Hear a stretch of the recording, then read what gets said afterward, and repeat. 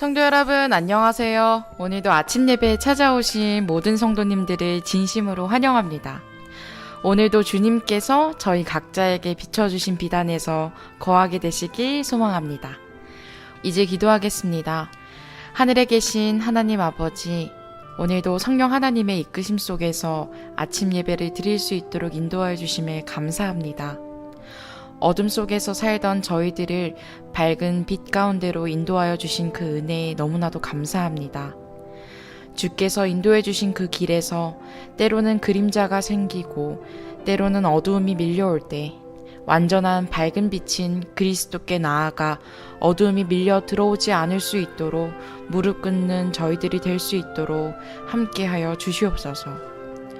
오늘도 권면해 주시는 목사님께 함께하여 주셔서 진리의 말씀이 온전히 잘 전달될 수 있도록 하여 주시고, 듣는 말씀을 통하여 저희 마음 가운데 불신과 의심을 용인하지 않는 강력한 요새가 세워질 수 있도록 인도하여 주시옵소서. 예수님의 이름으로 기도합니다. 아멘.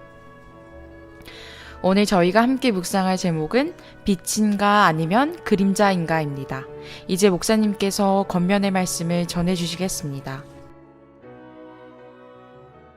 안녕하십니까 성도 여러분. 오늘도 성령께서 저에게 귀한 말씀을 주셨습니다. 하나님의 말씀은 빛입니다.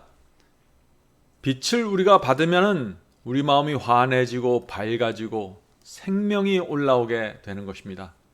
그런데 이상하게 어떤 그리스도인들은 진리의 빛을 받으면 마음이 무겁습니다. 정죄를 느낍니다. 마음이 답답합니다.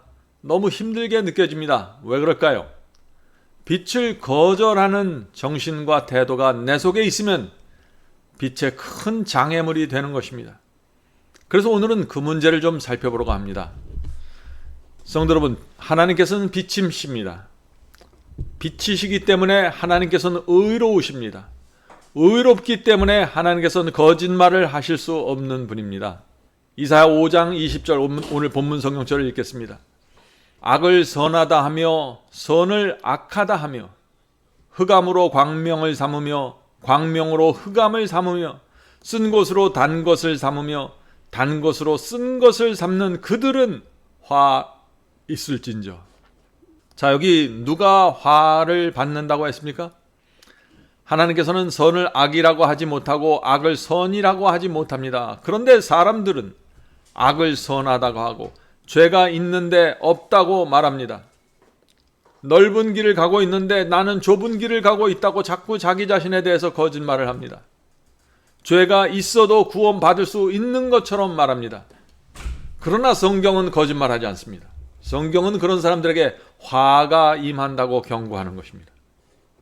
두려운 사실은 오늘 많은 분들이 이런 식으로 생각을 합니다. 하나님은 사랑이십니다. 하나님께서는 우리의 죄 때문에 멸망시키는 분이 아닙니다. 하나님께서는 삶에 지친 우리를 자비로 대해 주실 것입니다. 우리가 십자가를 믿는 한 하나님께서는 결코 우리를 멸망시키지 않으십니다. 정말 우리가 십자가를 믿기만 하면 멸망당하지 않을까요? 오늘 이 문제를 좀 살펴보려고 하는 것입니다. 자, 시편 5장 5절 보죠. 시편 5장 5절입니다. 오만한 자가 주의 목전에 서지 못하리이다. 오만한 사람은 주의 목전에 서지 못한다고요. 아무리 주님을 믿는다고 고백해도 오만하면 안 되는 것입니다. 주는 모든 행악자를 미워하시며 거짓말하는 자를 멸하시리이다. 거짓말하는 자들, 악을 행하는 자들은 아무리 주님을 믿는다고 하고 예배드려도 멸망당한다는 것입니다. 성도 여러분, 물론 하나님께서는 죄를 범한 죄인을 불쌍히 보십니다. 그러나 결코 죄를 동의해 주거나 지지하지 않으시며 죄가 없는 것처럼 감추거나 심판을 취소하지도 않습니다. 왜냐하면 하나님은 의롭기 때문에 그렇습니다. 거짓말하지 못하기 때문에 그런 것입니다. 죄를 범한 사람은 그래서 반드시 회개해야 되고 그리스도의 피를 의지해서 죄를 버려야 하는 것입니다. 성도 여러분, 분명한 사실은 이것입니다. 죄를 범했기 때문에 멸망당하는 것이 아니라 죄를 고집하고 계속해서 품고 있기 때문에 그 죄가 불에 탈 때 함께 멸망당하는 것입니다. 성경은 하나님의 공의를 정확하게 보여주고 있는데 사람들은 이상하게 사랑만 보려고 합니다. 왜 그럴까요? 죄를 붙잡고 있는 채로 살기 원하기 때문이죠. 양심의 가책으로 고통받고 싶지 않기 때문에 사랑만 보려고 애쓰는 것입니다. 불순종과 죄를 붙잡고 있으면서도 구원받을 수 있는 길을 찾고 싶어 하는 것입니다. 그래서 성경에서 사랑만 보려고 애쓰는 것입니다. 사람들의 이런 심리를 잘 아는 사탄이 어떻게 할까요? 하나님의 사랑을 크게 강조하는 십자가를 퍼뜨리면서 이 십자가만 믿으면 하나님은 사랑이기 때문에 죄를 붙잡고 있어도 구원받을 수 있을 것이다 라는 거짓 복음을 퍼뜨리고 있는 것입니다. 오늘날 많은 사람들이 그런 복음을 너무나 좋아하죠. 성도 여러분, 하나님은 빛이십니다. 성경은 빛입니다. 그런데 왜 그리스도인들이 어둠으로 들어가게 될까요? 오늘 나누는 이 말씀은 정말 중요한 말씀입니다. 자, 본문 읽겠습니다. 하나님은 빛이시므로 그분에게는 어두움이 전혀 없으시다. 만일 빛이 없다면 그림자도 없을 것이다. 그러나 그림자가 태양 때문에 생길지라도 태양에 의해서 만들어지지 않는다. 그림자를 만들어내는 것은 장애물이다. 그러므로 그 어두움은 하나님에게서 나오는 것이 아니라 영혼과 하나님 사이에 침입한 장애물 때문에 생긴다. 이것은 참 중요한 말입니다. 어떤 분들은 하나님께서 주신 진리의 빛을 받으면 자꾸 무겁다고 합니다. 진리 때문에 내가 참 슬퍼졌습니다. 진리를 알았기 때문에 내 인생이 불행해졌습니다. 이런 식으로 오해하는 것입니다. 그것은 아닙니다. 하나님은 빛이시고 주의 말씀도 빛이십니다. 그러므로 우리 마음에 진리의 빛이 들어오면은 마음이 밝아지고 맑아져야 합니다. 그것이 정상입니다. 빛을 받으면 사망이 물러나고 어둠이 물러나고 생명이 생기는 것입니다. 그런데 어떤 분들은 이 정반대의 경험 속으로 들어가는 것입니다. 빛을 받았는데, 진리를 받았는데 오히려 마음이 어두워지고 무거워진다고 말하는 것입니다. 힘들다고 자꾸 말합니다. 왜 그럴까요? 빛을 거절하기 때문입니다. 진리의 빛이 들어오는데 피하려고 하기 때문입니다. 진리의 빛을 피하려고 하면 어떻게 됩니까? 빛이 오히려 마음에서 어두운 그림자를 만들어냅니다. 성도 여러분, 이 점을 오해하시지 말길 바랍니다. 빛 자체는 그림자를 만들어내지 않습니다. 그러나 마음에 빛을 거절하는 장애물이 있으면은 내 마음속에 그 장애물 때문에 그림자가 생기는 것입니다. 빛이 강하면 강할수록 장애물은 짙고 어두운 그림자를 만들어냅니다. 그림자를 만들어내는 것은 내 마음속에 장애물이 있다는 뜻입니다. 계속해서 본문을 읽겠습니다. 어두움은 하나님에게서 나오는 것이 아니라 영혼과 하나님 사이에 침입한 장애물 때문에 생긴다. 하나님께서 주신 빛을 무시하면 확실한 결과를 초래한다. 그것은 그림자 곧 주어진 빛 때문에 더 어두운 흑암을 만든다. 빛을 거절하면은 더 어두운 흑암 가운데 들어가는 것입니다. 자, 하나님과 영혼 사이에 있는 이 장애물이 무엇일까요? 그림자를 만들어내는 그 장애물이 무엇입니까? 하나님의 말씀과 진리를 거절하려고 하는 마음입니다. 하나님의 뜻보다 내 뜻을 높이려고 하는 정신입니다. 그런 사람은 진리의 빛을 받을 때 마음이 매우 어두워지고 무겁고 힘들게 느끼게 되는 것입니다. 양심의 가책을 느끼게 되는 것입니다. 그래서 빛을 싫어하게 되는 것이죠.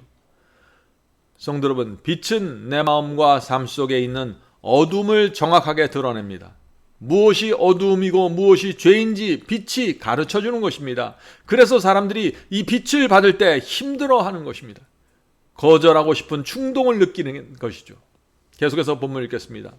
만일 사람이 빛과 증거로부터 돌이켜 사탄의 미혹하는 유혹에 굴복하면 그는 스스로 자기 자신의 불신의 장막을 치게 되어 빛이 어두움과 구별될 수 없게 만든다. 성도 여러분, 진리의 빛이 올 때 그것을 온 마음으로 받아들이지 않으면 마음에서 아주 이상한 일이 생기게 됩니다. 어떤 일이 생길까요?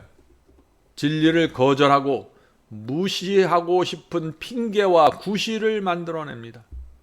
성령께서 이것이 진리라, 이것이 하나님의 말씀이다 하는 확증을 내게 주셨어요. 진리를 동의했습니다. 그러나 그것을 거절하고 무시하고 싶은 핑계와 구실을 자꾸 만들어내려는 것입니다.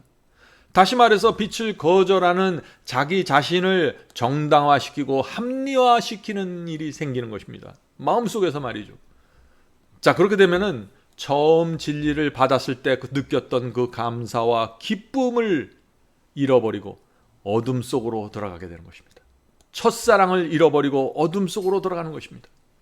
자, 계속해서 본문 읽겠습니다. 더 많은 빛과 증거가 그에게는 오해를 낳을 뿐이다. 빛이 크면 클수록 무관심도 더 커질 것이다. 그것은 속임을 당한 영혼으로 하여금 어두움을 빛으로 진리를 오류로 칭하게 만들 것이다. 성도 여러분, 여러분이 진리를 거절하면은 성령께서 이것은 진리고 이것을 받아들이라고 말씀하시는데 그 빛을, 진리를 거절하면은 마음속에서 무서운 일이 생기는 것입니다. 어둠이 나를 지배하게 됩니다. 성도 여러분, 진리의 빛이 올 때 성령의 호소를 거절하면 어떻게 돼요? 빛을 어둠이라고 말하게 되고 어둠을 빛이라고 말하게 되는 것입니다. 참 이상한 일이 생기는 것입니다.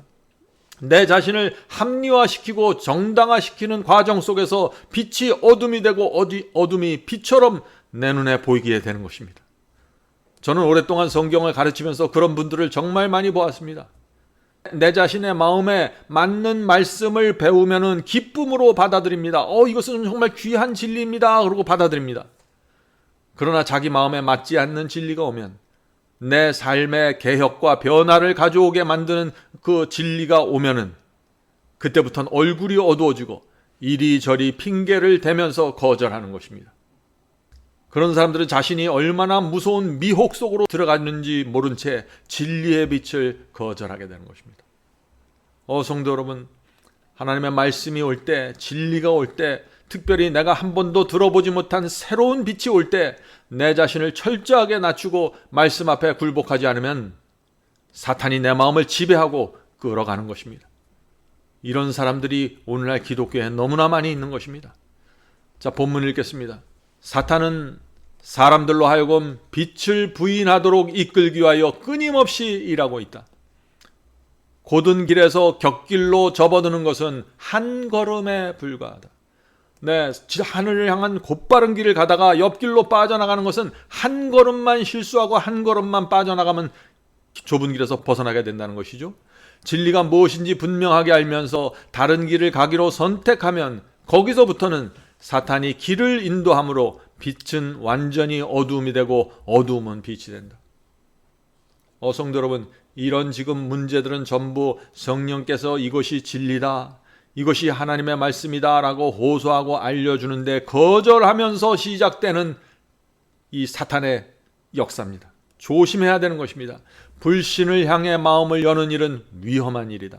왜냐하면 그것은 마음에서 하나님의 영을 떠나게 하며 사탄의 제안을 받아들이게 하기 때문이다. 마음의 진리에 대한 의심과 불신이 생길 때 그것을 용납하고 받아들이면 무서운 결과를 갖게 된다. 성도 여러분, 사람들이 왜 진리의 빛을 거절할까요? 성령께서 이것은 진리라고 말씀해 주시는데 왜 그것을 거절할까요? 왜냐하면 그 진리를 받고 내가 순종하려고 하면 내가 불편해지기 때문입니다. 내가 손해봐야 되고 희생해야 되기 때문입니다. 그래서 이기적으로 빠져나가는 것입니다. 이 진리는 젖혀놓고 내가 다른 말씀에 순종해야지라고 생각하는 것입니다. 어떤 때는 진리 때문에 내가 다니던 교회까지 포기해야 됩니다. 그래서 이것이 하나님의 말씀이고 진리의 빛인 줄 알면서도 외면하는 것입니다. 이것이 바로 빛에서 어둠으로 빠져들어가는 과정입니다. 성도 여러분, 그러나 진리의 빛을 거절하고 사는 것도 쉽지 않습니다.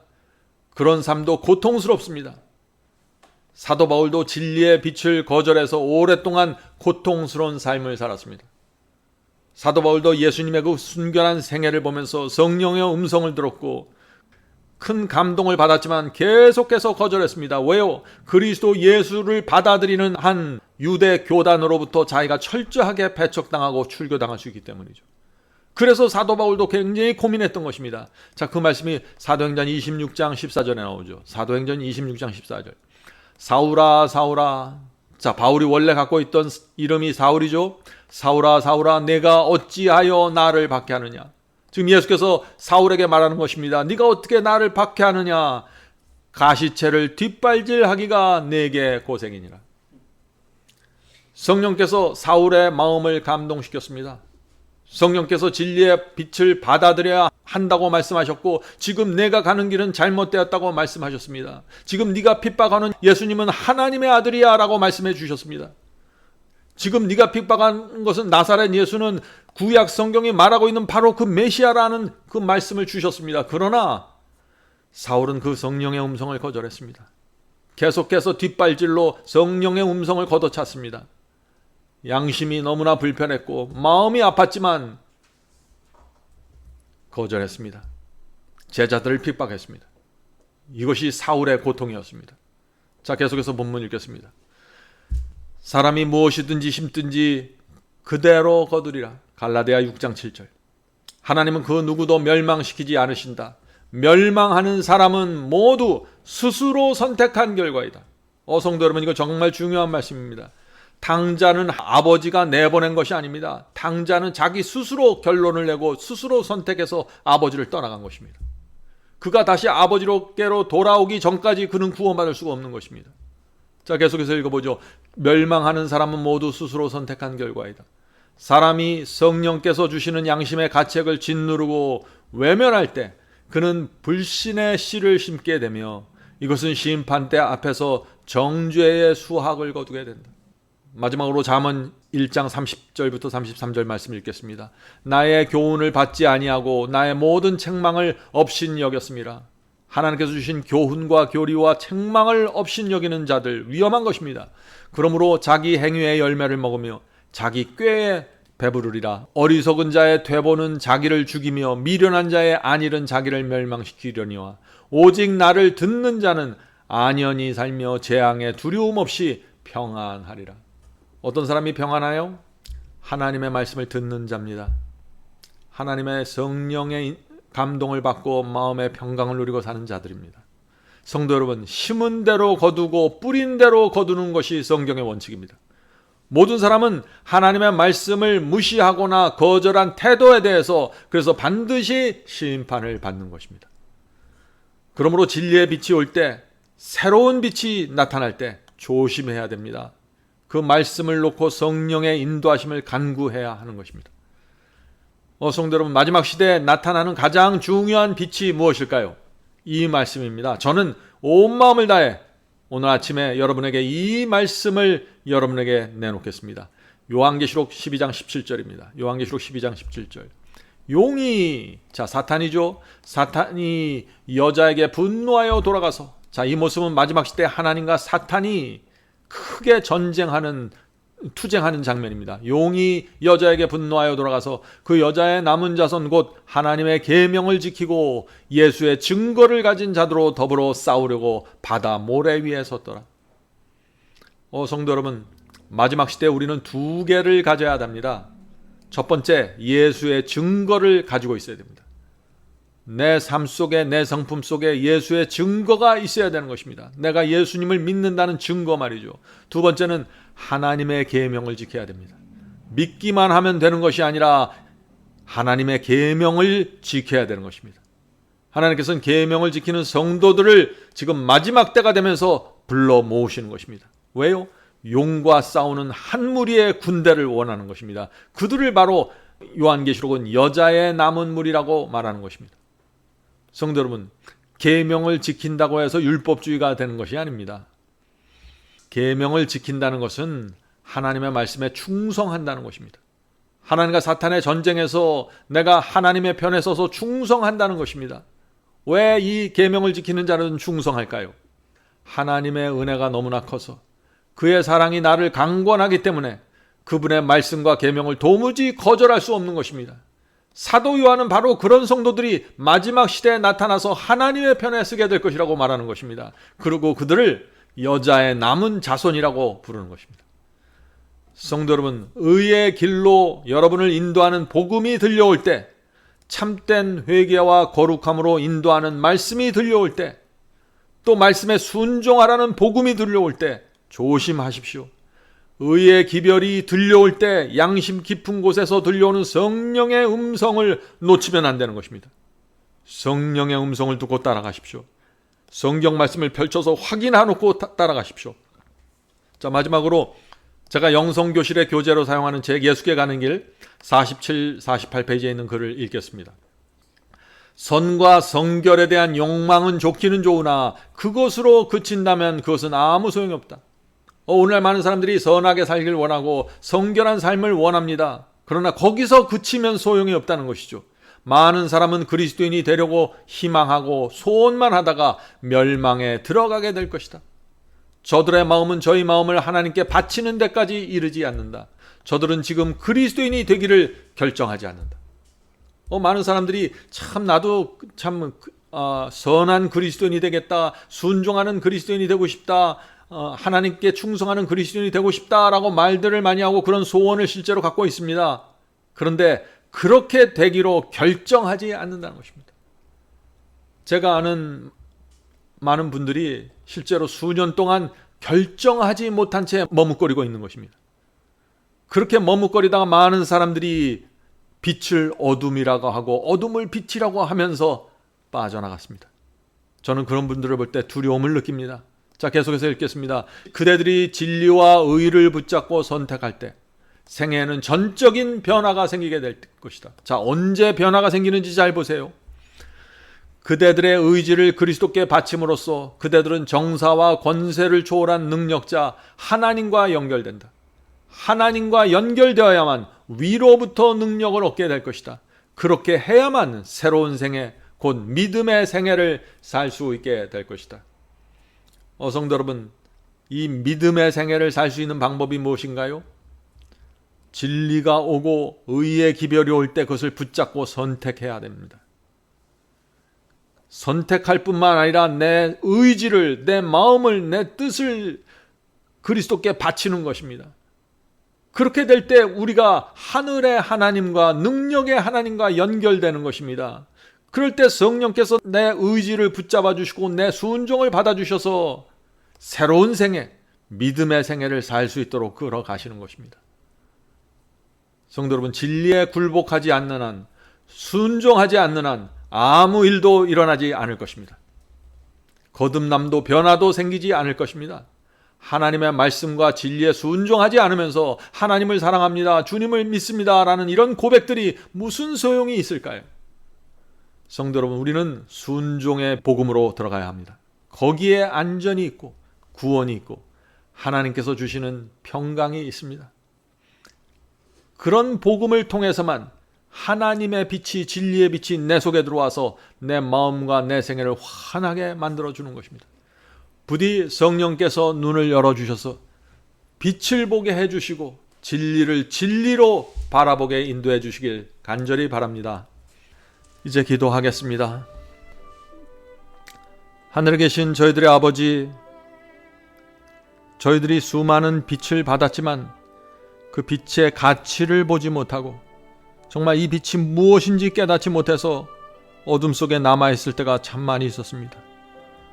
하늘에 계신 아버지, 이 시간에 저희의 눈을 열어주시고 마음을 열어주셔서 빛이 들어올 때 저희의 마음속에 있는 장애물이 혹시 있다면 그것이 무엇인지 볼 수 있도록 도와주시옵소서.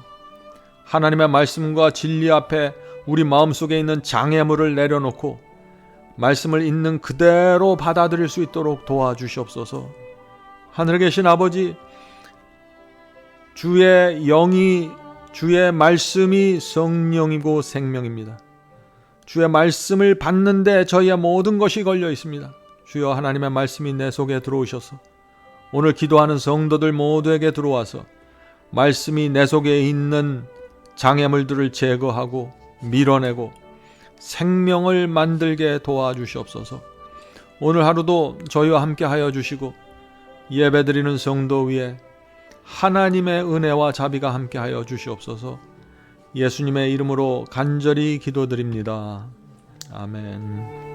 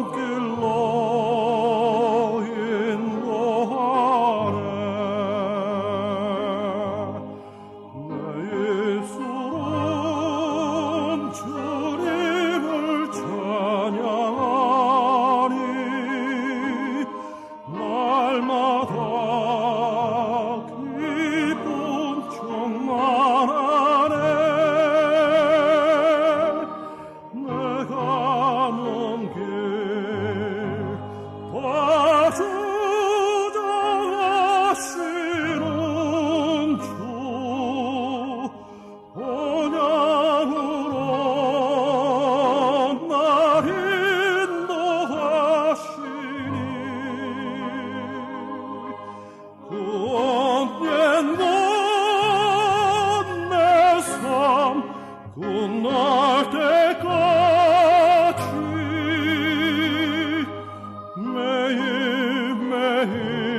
매일매일 나 주만 따르리. 나는 비록 약하고 흔들리나 사랑의 주님만